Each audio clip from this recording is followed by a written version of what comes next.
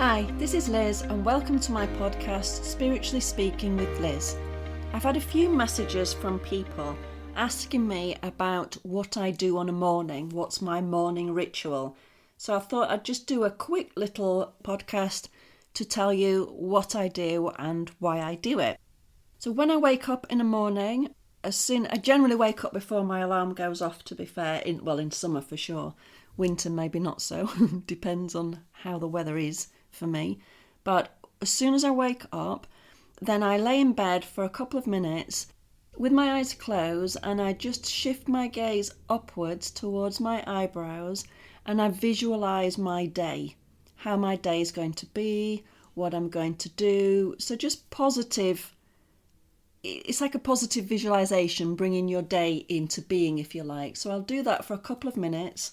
Then I get up, I will use the bathroom, obviously, and then I'll come downstairs and I will have a glass of warm water, so that'll be half boiled, half cool water, with lemon in it, either a slice of lemon or a squeeze of lemon.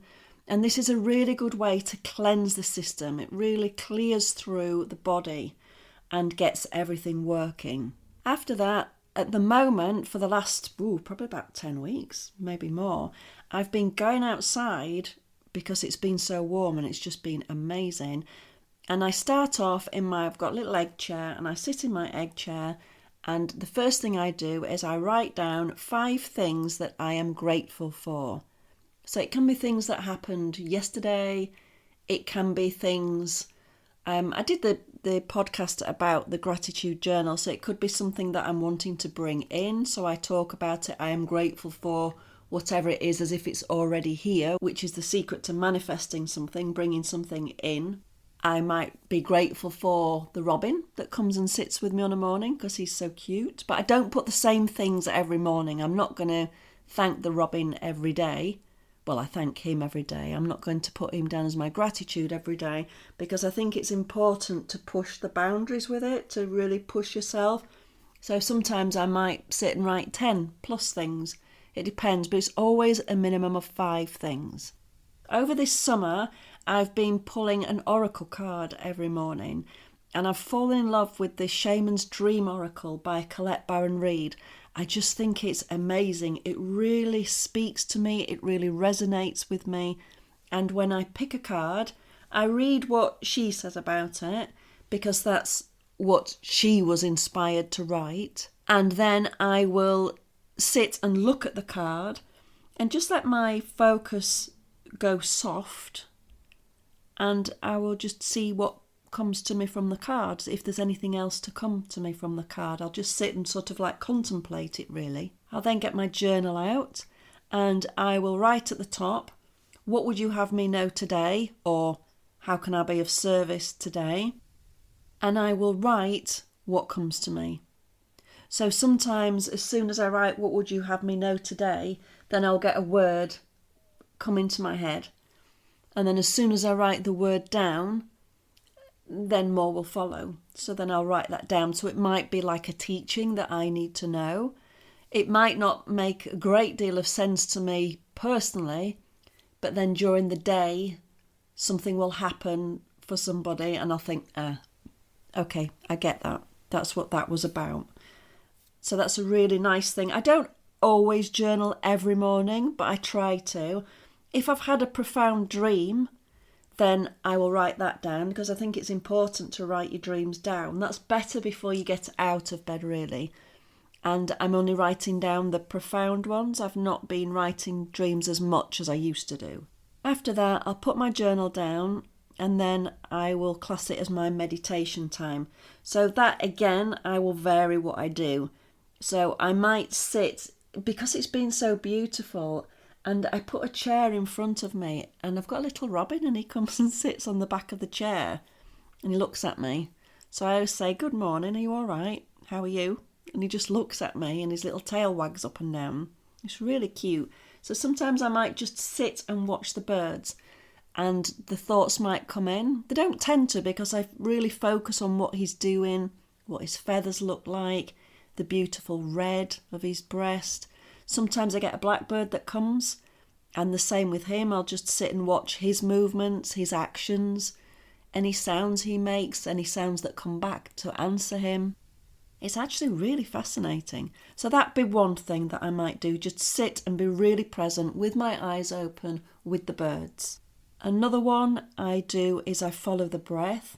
I spoke about meditation in a previous podcast, and for me I love to follow the breath. So that's inhaling in through the nostrils, feeling the cool air in, exhaling out of the mouth. I'm doing currently, in yoga I always taught in through the nose, exhale through the nose because that's how I was taught. But I actually feel a fuller exhalation out of the mouth in meditation. So I will follow my breath and just sit, and then if the thoughts come in, when I've caught them, then I'll be right, okay, you're thinking, back to the breath. And so keep coming that way.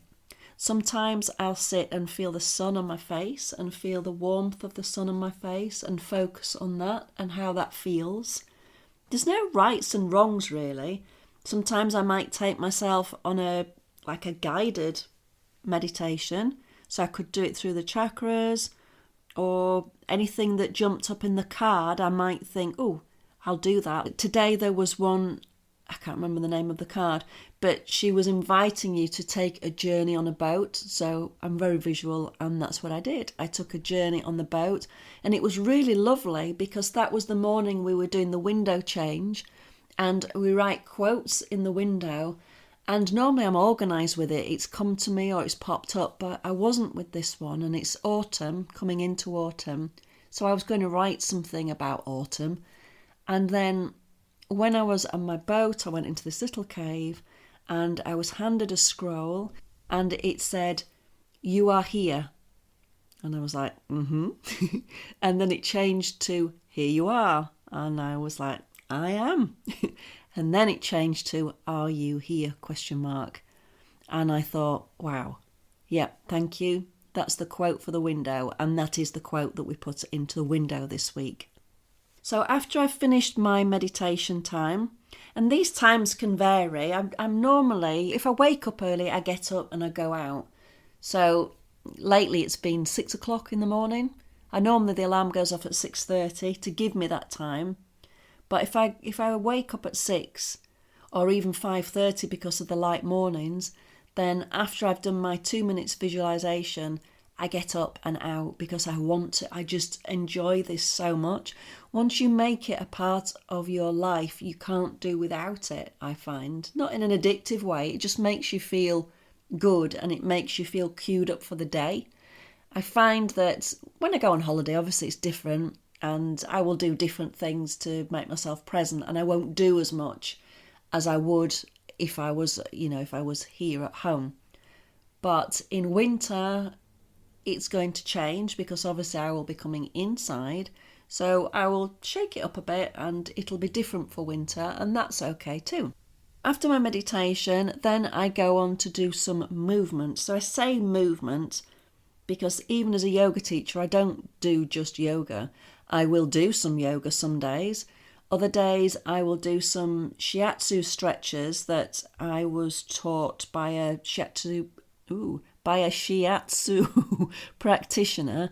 And basically it's 6 movements and it stretches the body, stretches the muscles, but it helps to stimulate the meridians through the body. So that's quite enlivening. Energy work sometimes I will do, so that can be tapping down meridians using your fist. It can be eye movements, or sometimes I might just do like free flow. I did that this morning where I will just stand and say to my body, how do you want to move today? I don't have music. I'm saying I don't have music. I did actually this morning because I found something I really liked. But it's about embodiment. It's about being in your body and being out of your head. So basically, any movements you want to do to get yourself fully in your body. I do have some little weights, so I'll do some arm exercises. I will do some, I love on a morning, I can't remember who told me this. I think it was somebody who came in the shop. And what she said was you stand with your feet quite wide apart. I like to do this barefoot in the grass. And so you're standing tall, feet on the floor. I like to do this on the grass because it makes me feel so connected to the earth. It just makes me feel so grounded. So feet wide apart, arms by your side, and basically you're bending your knees and you're taking your hands down to the earth as if you're scooping up an armful of her love, her energy, whatever you want to say, and you bring that into your heart. Then with your hands, palms out, you push away and you're sending that love out into the world. And then I bend my knees and take my arms up towards the sky because I like that stretch. And I look up and I send the love up to the universe, up to my guides. And then I'm having to think now. And then I take my arms to one side and then I sweep across and round to the other side and then back into my heart. And when I'm doing that, I imagine I'm spreading the love out to everybody and coming back to my heart, and then I repeat it. And I find that just a really nice, it's just a really nice gentle movement. And some mornings I've only just done that because I'll have been a longer time meditating and then I'll have thought, right, okay, I haven't got as much time now, I need to get moving. So I will just do that to get that connection. I hadn't moved for last year. We had a lot going on, and I think I've said this before, for about I'd probably say a good 2 or 3 months I fell asleep at the wheel. I really did. I wasn't doing any meditation particularly. I wasn't doing a great deal of anything, particularly movement. And the thing is, your emotions, the energy, it gets stagnant in your body. And the only way that you can move it or the only way you can get it out of the body is to move it, to move the body and free it. So this is the importance. And I have to say, all of this summer, so for the past 4 months, I have been doing movement as well on a morning, and I feel a lot better. I feel a lot more balanced, and I tend to feel a lot more grounded going out into the day. So that's it. That's what I do in a nutshell on a morning. I'll shake it up a bit. I'll change it around a bit. I haven't done this particular sequence for years, something on the lines of, but I'll change it as and when I want to, as the seasons change, as my energy changes, as the energy around me changes. It's just go with what you feel you want to do on a morning, or ask your guides what you want to do. I love that, sitting and saying, what would you have me know today? And seeing what comes. Okay, I'm going to leave it with you. So let me know how you get on with your rituals, or what you do for your rituals. What do you do on a morning? Do you do it on an evening? I know a few people that they're up, out, that's it, gone, but then on an evening they will have a bath, they will do some movement then, and then some meditation. That doesn't work for me because I'm a morning girl, but a lot of people it works that way around. So let me know, which do you prefer, morning or evening, and what do you do for your ritual? Thank you for joining me, and I'll see you soon. Bye.